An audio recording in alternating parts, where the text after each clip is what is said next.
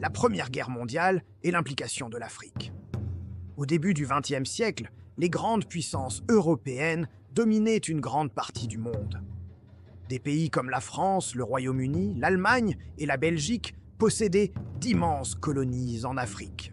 Les peuples africains vivaient déjà sous la domination coloniale. Travail forcé, impôts, confiscation des terres et exploitation des ressources. Mais en 1914, un événement allait plonger le monde entier dans une guerre sans précédent. Le 28 juin 1914, l'archiduc François Ferdinand d'Autriche est assassiné à Sarajevo. Cet événement déclenche une série d'alliances militaires.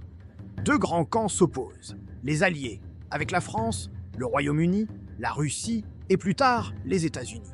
Et les empires centraux, l'Allemagne, l'Autriche-Hongrie et l'Empire ottoman. Très vite, la guerre dépasse l'Europe et atteint aussi les colonies africaines.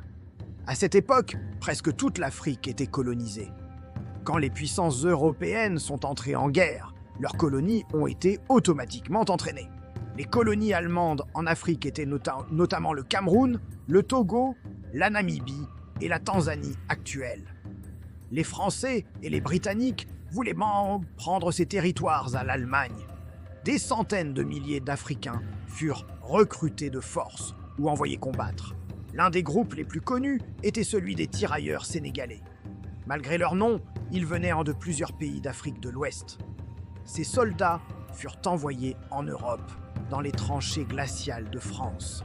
Les soldats africains découvrirent le froid extrême, les bombardements, les gaz toxiques, les mitrailleuses et les tranchées boueuses remplies de morts. Beaucoup ne comprenaient même pas pourquoi ils combattaient. Ils se battaient pour des empires qui les avaient colonisés. La guerre ne se déroule pas seulement en Europe. Des combats éclatent aussi en Afrique.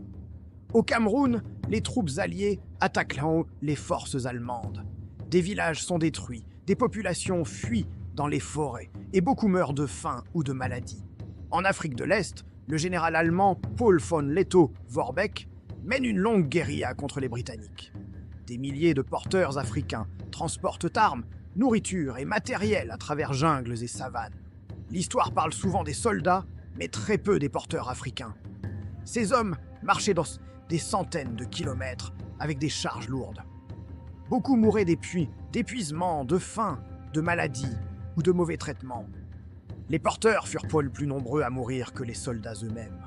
Quand la guerre se termine en 1918, l'Allemagne perd ses colonies africaines et les territoires sont redistribués entre la France et le Royaume-Uni. Mais quelque chose a changé. De nombreux Africains commencent à comprendre. Les Européens ne sont pas invincibles. Cette prise de conscience contribuera plus tard aux mouvements indépendantistes africains. Une mémoire longtemps oubliée. Pourtant, plus de 2 millions d'Africains furent impliqués. Des milliers sont morts loin de chez eux. Beaucoup n'ont jamais reçu de reconnaissance. La Première Guerre mondiale n'a pas seulement été une guerre européenne. Elle a profondément marqué l'Afrique. Des milliers d'Africains ont combattu et sont morts dans une guerre qui n'était pas la leur.